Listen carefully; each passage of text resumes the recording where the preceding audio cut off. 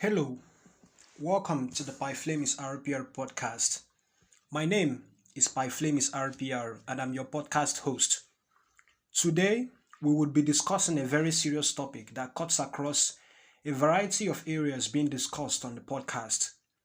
This topic is one of the major problems in the world as many governments of the world are devising many techniques, patterns, and plans to either solve the problem or reduce it to the barest minimum. What are we talking about? Human trafficking. Yes, human trafficking.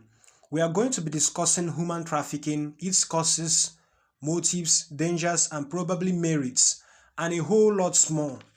I am also going to be sharing some of my personal views about this topic with you, my listener. So, what is human trafficking? Human trafficking is a criminal activity in which people are recruited, harbored, transported, bought, kidnapped to serve an exploitative purpose such as sexual slavery, forced labor, or child surgery. I think this definition of human trafficking sums what this is truly. This matter is one which many governmental organizations around the world are deploying tactics to solve. For example, in Nigeria, we have National Agency for the Prohibition of Trafficking in Persons, NAPTIP, doing the best they can to solve this problem and bring offenders, culprits, and other questionable persons to justice. So you see, human trafficking is something with some sort of forcefulness to it, but I would not really like to discuss it from that angle alone.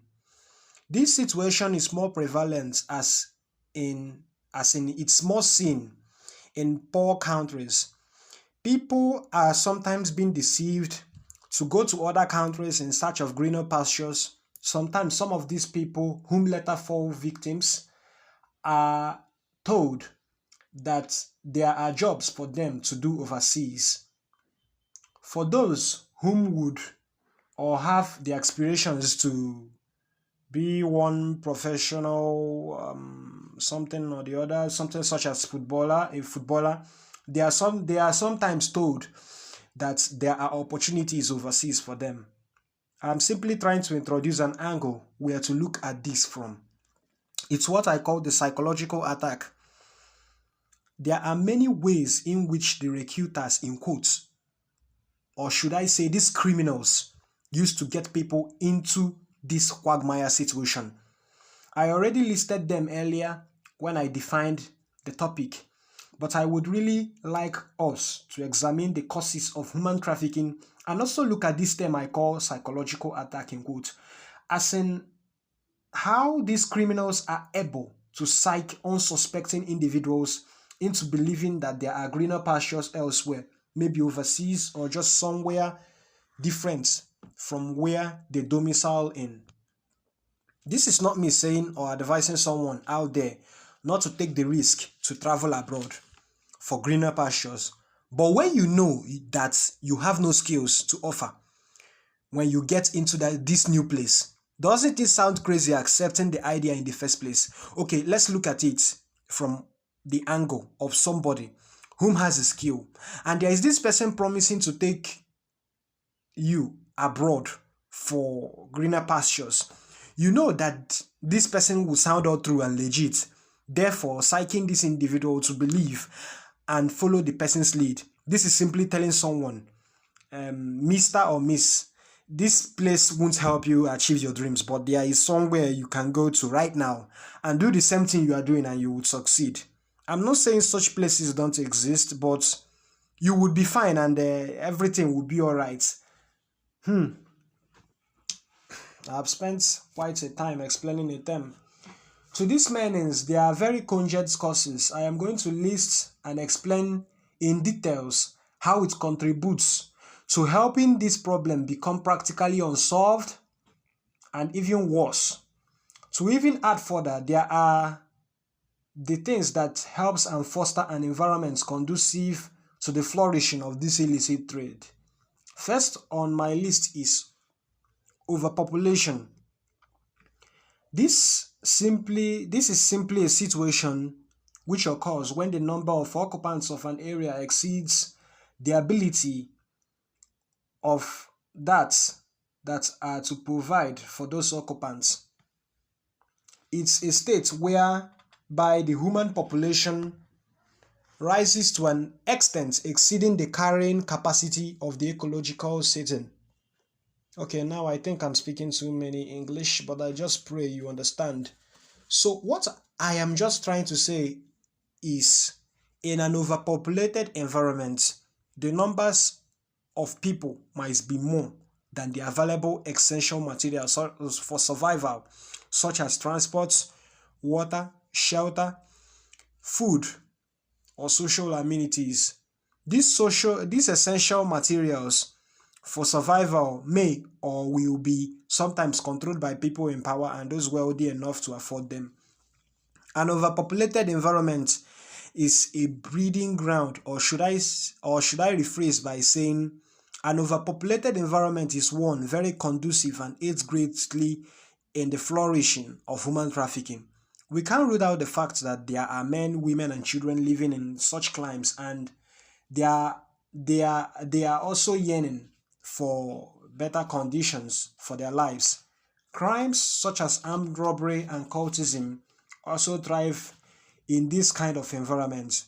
Since most of the individuals in this kind of environment would also want a taste of what I choose to describe as the good life, what do you think would happen when someone extends something sort of a helping hand to these people? You and I already know the answer. People would even follow more if this person kind of has a track record of making some people have better lives. As in, this unknown trafficker has maybe been taking some persons to Europe, the United States of America, or Italy for either prostitution or another illicit activity, but in the guise of giving them jobs that will better their lives. So some some return in not just pomp and pageantry, but with a lot of money to throw around. Nobody would even question how they made the money, but they will be embraced, while some others will start willing to become like them, therefore opening the door for exploitation and the rest.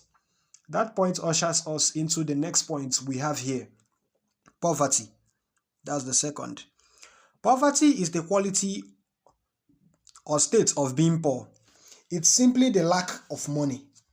Poverty is a state or condition in which a person or community lacks the financial resources and other essentials for the minimum standard of living. In a poverty-stricken environment, people and families might go without proper housing, clean water, healthy food, and medical attention. You know, motivational speakers always try to change the definition of these very ugly states. You hear them saying things like, poverty is not the absence of money, it's the absence of ideas. Tell me, who wouldn't see 10 meters to the next meal if they are hungry and broke? Tell me. How would someone sit down and even think well when they are sick and diseased? You see the problem? Poverty in different climes helps and aids human trafficking. Poverty is one weapon human traffickers use as a weapon, and it yields massive results. Politicians use it too. Of course, they do.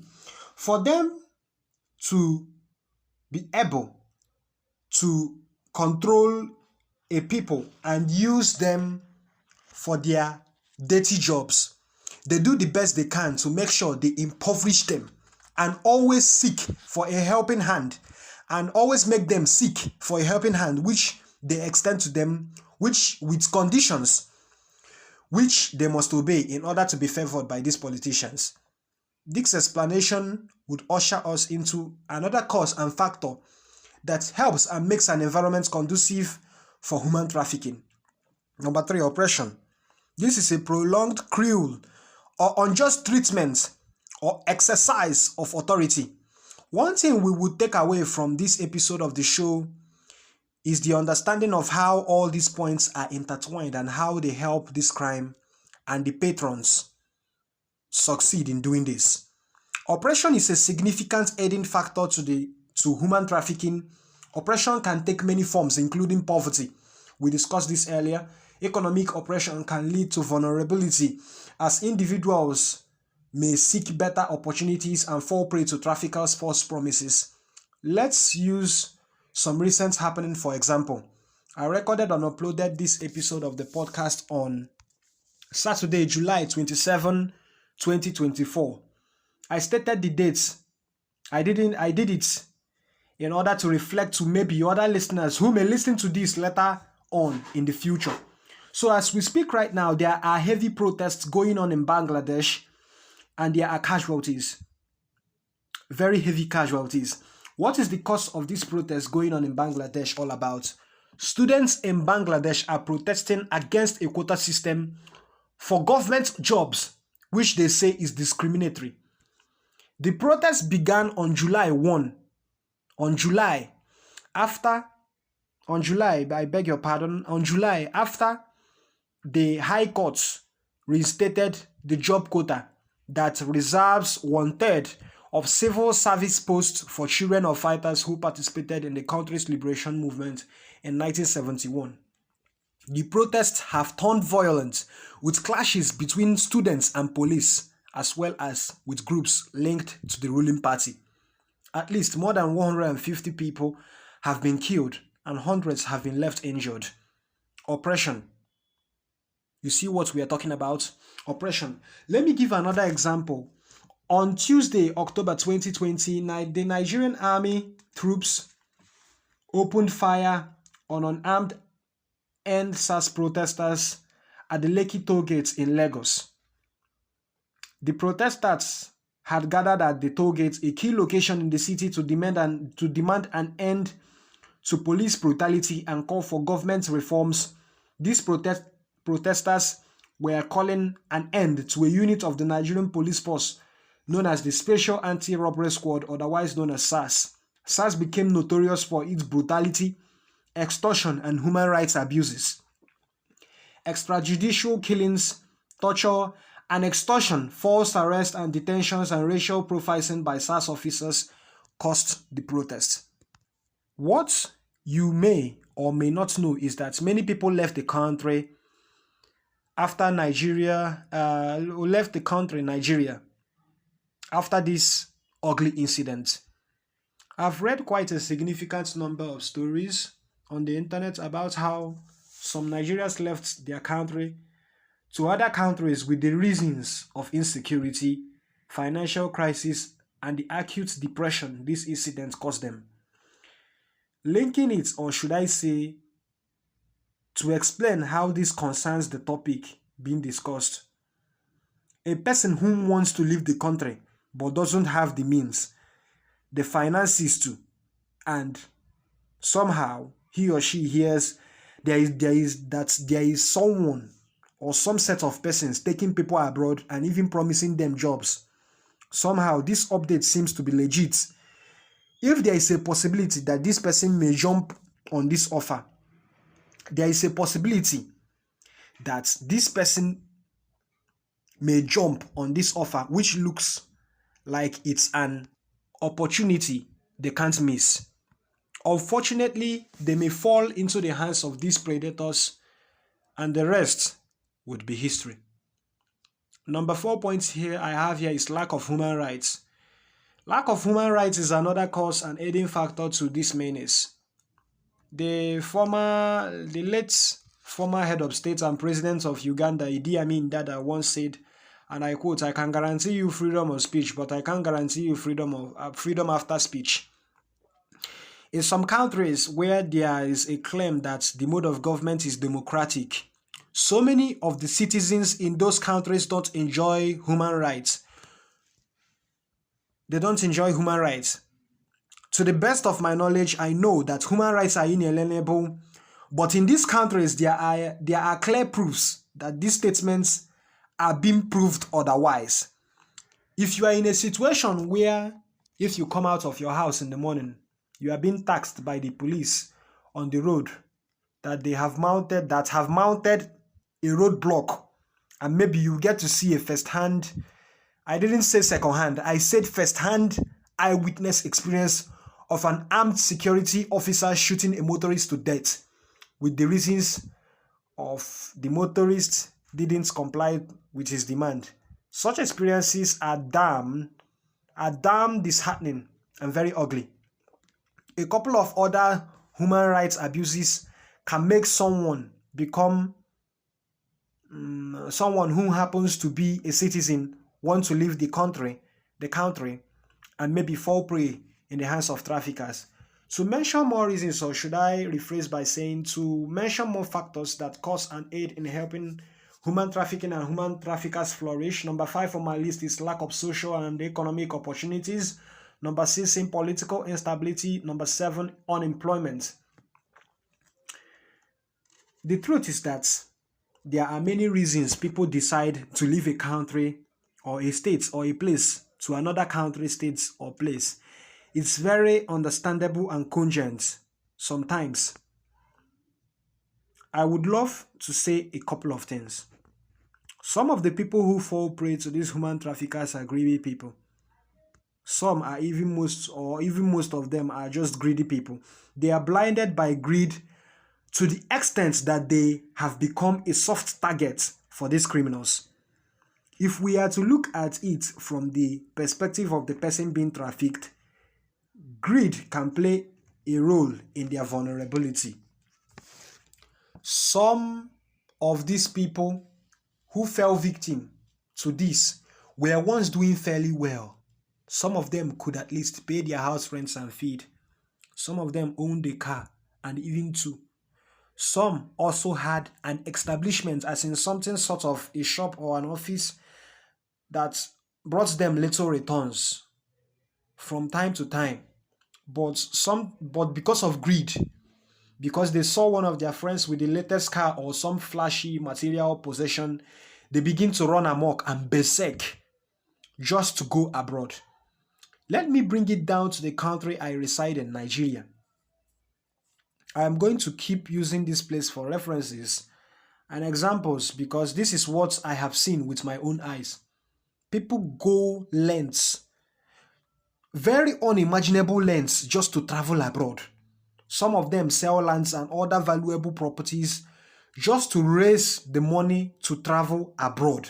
Most times, the desire for material possessions, lack of awareness, false promises, and naivety drive this travel lost stroke journey to the place they think would end their woes, and unfortunately they fall prey to human traffickers. Let me take my time to clear someone who might be listening to me at this time. See, let me tell you, hunger exists everywhere in the world. Poverty exists everywhere in the world. Inflation, you know that economic situation where the general price of goods increases, thereby making purchasing power of money to fall. It exists everywhere in the world. It exists everywhere in God's green planet called Earth. It has been there since time immemorial. In the UK, for example, Rishi Sunak resigned as Prime Minister and leader of the Conservative Party after losing the general election, which saw the Conservative Party lose power after 14 years. The Conservative Party, led by Sunak, lost a significant number of seats in the House of Commons, leading to a change in government. Sunak delivered his final speech as Prime Minister on July 5, 2024 on the steps of Downing Street. The first part of his speech was an apology. Go and listen or read about it to confirm. Although the inflation rate was 2.3% in April 2024, many Britons still faced a cost of living crisis with rising energy bills, food prices, and other expenses affecting household. So if almighty United Kingdom could face a high cost of living crisis, what about other countries? I am not against anybody's plan to leave their country in search of greener pastures elsewhere. I don't have a problem with that. Where I have a problem is someone approaching one individual or set of individuals who are said to be taking people abroad, and there are promises of high-paying jobs, luxurious lifestyles, or other enticing opportunities waiting, just waiting for them. How does that even make sense? This is where common sense should come into play and rescue such a person from into falling prey to the first place. In the first place, most times these traffickers don't even give much answers, as in well detailed answers to questions. If you ask questions, they are immediately shunned and asked and accused, and you are accused of asking too many questions. This nonsense shares some sort of similarity with some sort of Ponzi schemes. No degrees, no skills, no siblings, but you want to go abroad and get the money that would end your financial woes. How does that make sense? How does it? I would end this episode of the Pyflemis RPR podcast with two pieces of news as reported by the New York Times and Magic FM Aba, then say a couple of things and sign out. This is the first. Violence, rape, thefts, and even organ theft. Migrants face lethal attacks in Africa. Migrants on the land routes through northern Africa towards the Mediterranean and Europe face rape, torture, sex trafficking, and organ theft, according to a new report produced in part by the UN. The danger to migrants is well documented, but an earlier phase of their trek across the Sahel and the Sahara is deadlier, researchers say. This is the second. FG, that's federal government to profile traffickers of 58 Nigerians to Ghana. The federal government has rescued an additional 58 Nigerian women and children trafficked to Ghana. In June, the federal government rescued at least 10 Nigerian teenage girls ages between 15 and 16 from human trafficking and prostitution. The girls were reportedly lured to Ghana with promises of a better life, but were instead forced into prostitution. A statement on Saturday, this is not current, but I think it reflects what we are discussing. A statement on Saturday by the Director of Media Public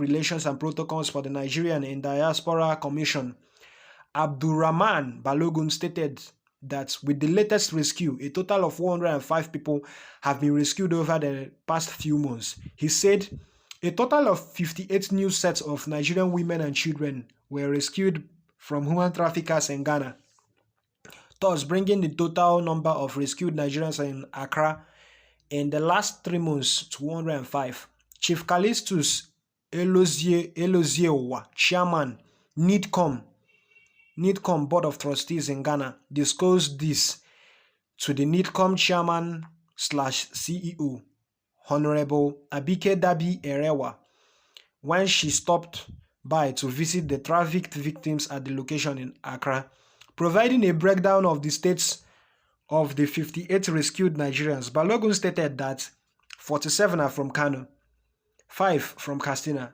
2 from Jigawa, and 4 from Kaduna. The rescued women and children are on their way back to Nigeria, where they will be properly profiled and counseled by NAPTIP, reunited with their families and rehabilitated by their various state governments, the statement added. He stated the earlier rescued girls had been repatriated to the country. Balogun said, apart from the newly rescued ones, 11 more girls earlier rescued and in care of the NIDO board's chairman, Chief Callistus Eloziowa, and the acting Nigerian High Commissioner in Ghana, Ifedayo Adedoye, have also been repatriated to Nigeria. Balogun noted that some of the suspected traffickers have been arrested and handed over to security agencies for profiling and prosecution. He said some of the suspected agents have equally been apprehended and handed over to the security agencies and NAPTIP for necessary profiling and prosecution. That is the news over there. which reflects what we are discussing. One thing I know is if you want to leave the country, now let me say what I want to say. If you want to leave a country, there are processes involved. It involves the immigration. It involves you getting a passport, visa, some sort of, I don't know the processes, but I know that there are processes involved. Any process that doesn't require you to get a passport, visa, enter the flight and pay for your pay for your flight fees. I don't think then you want to go to one country from the backyard. You want to go to one country from one land route like that. Let me advise you today. It's very dangerous and it's a sham. Anybody promising you work abroad, that if you get to abroad now, your woes, your life will change automatically. I'm not saying that doesn't exist, but let me tell you, there is a 99.9 percentage of it being a lie. Let me tell you, there are people in New York, there are people in America, there are people in there are people in different countries and they are still hustling. Is the job that's enough, that too much, that they are not looking for people to do it? Yeah, it exists. Things like that exist. People who are, mortuary attendants, washing corpses, caregivers, people that are taking care of taking care of one old aged woman or something like that, only for them. People that are washing pets, that are taking care of pets and stuff like that. These things exist. It's very, very valid. But would you be done doing a job that you will get one disease or the other and you won't even be able to enjoy your work, you enjoy the money you made? In 24 hours that exists, you are working 16 hours out of it just to make ends meet. You will still be taxed. This is just differently.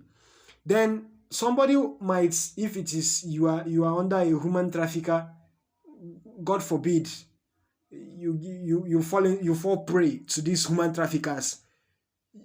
Before you even collect they have already collected the money. Is something that Nigerians choose to describe as monkey dey walk, bamboo dey chop. Don't be an investment, some sort of illicit investment to somebody. If you want to leave the country, the shores of your country, make sure you get skills. You need something to make money, not your body. You need something that would enable you to be employable skills. I know there was a time I was hearing in the news that doctors were leaving the shores of the Nigerian shores, the shores of Nigeria, to other countries. Let's assume that some of them didn't have the necessary skills to be employed in hospitals. Let's assume. What would even be the outcome? What would even be their fate? Get skills and go through proper documentation. It is true. Let me tell you, some travel agents that are liars and cheats, I say it unapologetically, exist. They keep collecting money from you and tell you that they will process your visa under 10 working days. I'm not saying that doesn't exist, but it may or it may not. Go through the verified sources of getting a passport, visa to leave a country. You can migrate. I'm looking for the right word now. I don't seem to find the right word now. Is it migration? or you can do relocation. I think so. You can choose to relocate as a skilled worker. That also exists in Germany. It exists in Germany. You can choose to relocate as a skilled worker. People are being killed. If you mess up, sometimes some of these human traffickers, if you mess up, they kill you and they dump your body. Nobody will ask about you. Probably your father is one carpenter and your mom is one roadside trader. They are not even rich. They can't even make ends meet. So who is even going to look for you in almighty Mexico or Italy, where you have been said to have been transported to go and play football, to go and do one thing or the other? Be properly guided. Be properly guided. Make sure you are properly guided in doing whatever it is. The Pyflemis RPR podcast is heard and can be listened on different platforms, including Spotify. Till next time we meet again. Thank you. Make sure you follow the Pyflemis RPR podcast Facebook fan page to get updates. There is also a dedicated channel for the Pyflemis RPR podcast on WhatsApp. There you will get necessary information on what is to be discussed, and you can also get to put you can also get to send your comments as they will be read out. I don't get comments on Facebook. Probably I haven't had enough followers, or probably some of these followers I have aren't really ready to comment. But I would really love to hear from you, hear your thoughts, as I will read them, and your thoughts, your comments will become part of the podcast. Till next time we meet, thanks for listening.